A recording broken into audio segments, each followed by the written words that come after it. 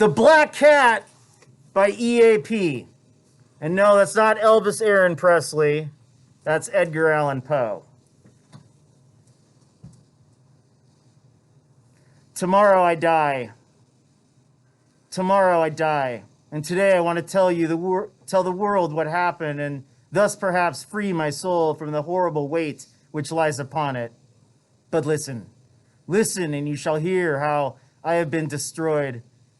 When I was a child, I had a natural goodness of soul which led me to love animals, all kinds of animals, but especially those animals we call pets, animals which have learned to live with men and share their homes with them.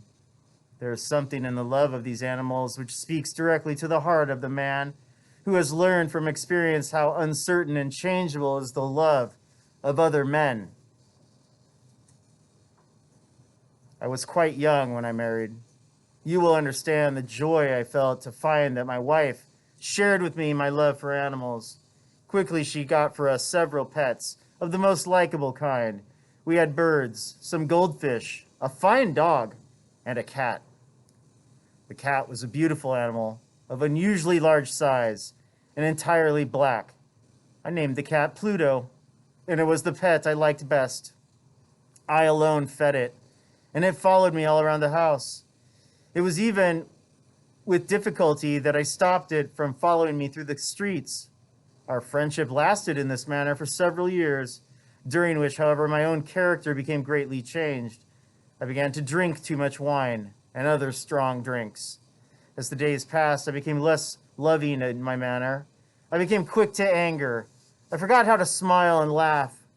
My wife, yes, and my pets too, all except the cat, were made to feel the change in my character.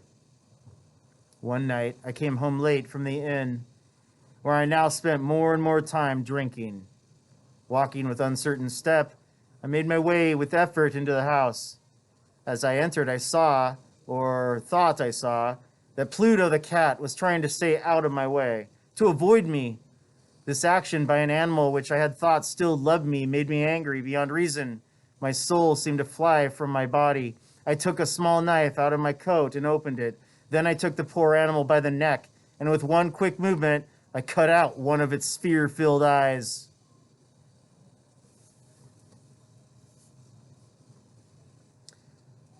Slowly, the cat got well. The hole where its eyes had been was not a pretty thing to look at, it is true, but the cat no longer appeared to suffer any pain. As might be expected, however, it ran from me in fear whenever I came near. Why should it not run? Yet this did not fail to anger me. I felt growing inside myself a new feeling. Who has not 100 times found himself doing wrong, doing some evil thing for no other reason than because he knows he should not? Are not we humans at all times pushed, even driven in some unknown way to break the law just because we understand it to be the law? One day, in cold blood, I tied a strong rope around the cat's neck, and taking it down into the cellar under the house, I hung it from one of the wood beams above my head. I hung it there until it was dead.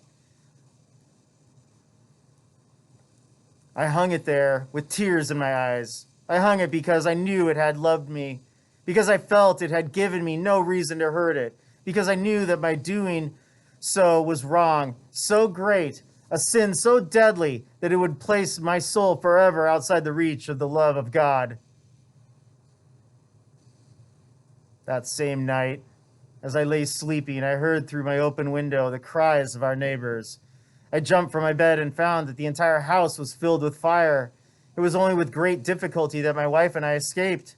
And when we were out of the house, all we could do was stand and watch it burn to the ground. I thought of the cat as I watched it burn, the cat whose dead body I left hanging in the cellar. It seemed almost that the cat had in some mysterious way caused the house to burn, so that it could make me pay for my evil act, so that it could take revenge upon me. Months went by, and I could not drive the thought of the cat out of my mind. One night I sat in the inn, drinking as usual. In the corner, I saw a dark object that I had not seen before. I went over to see what it could be. It was a cat a cat almost exactly like Pluto. I touched it with my hand and petted it, passing my hand softly along its back. The cat rose and pushed its back against my hand. Suddenly, I realized that I wanted the cat. I offered to buy it from the innkeeper, but he claimed he'd never seen the animal before. As I left the inn, it followed me, and I allowed it to do so. It soon became a pet of both my wife and myself. The morning after I brought it home, however, I discovered that this cat, like Pluto, had only one eye. How was it possible that I had not noticed this the night before? This fear only made my wife love the cat more. This fact only made my wife love the cat more. But I myself found a feeling of dislike growing in me. My growing dislike of the animal only seemed to increase its love for me. It followed me everywhere, always. When I sat, it lay down under my chair. When I stood up, it got between my feet and nearly made me fall. Wherever I went, it was always there. At night, I dreamed of it, and I began to hate the cat. One day, my wife called to me from the cellar of the old building where we were now forced to live. As I went down the stairs, the cat, following me as always, ran under my feet and nearly threw me down. In sudden anger, I took a knife and struck wildly at the cat. Quickly, my wife put out her hand and stopped my arm. This only increased my anger, and without thinking, I turned and put the knife deep into her heart. She fell to the floor and died without a sound. I spent a few moments looking at the cat, but it was gone, and I had other things to do, for I knew I must do something with the body, and quickly. Suddenly, I noticed a place in the wall of the cellar where stones had been added in the wall to cover an old fireplace, which was no longer wanted. The walls were not very strongly built, and I found I could easily take down those stones. Behind them was, as I knew there must be, a hole just big enough to hold the body. With much effort, I put the body in and carefully put the stones back in their place. I was pleased to see that it was quite impossible for anyone to know that a single stone had been moved. Days passed. Still there was no cat. A few people came and asked about my wife, but I answered them easily. Then one day several officers of the police came. Certain that they could find nothing, I asked them in and went with them as they searched. Finally, they searched the cellar from end to end. I watched them quietly, and, as I expected, they noticed nothing.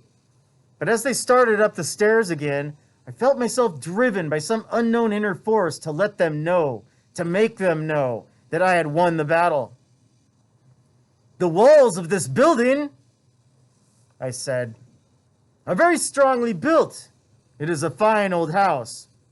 And as I spoke, I struck with my stick that very place in the wall behind which the body of my wife. Immediately, I felt a cold feeling up and down my back as we heard coming out of the wall itself a horrible cry. For one short moment, the officers stood looking at each other. Then quickly they began to pick at the stones, and in a short time they saw before them the body of my wife, black with dried blood and smelling of decay. On the body's head, its one eye filled with fire, its wide open mouth the color of blood, sat the cat, crying out its revenge.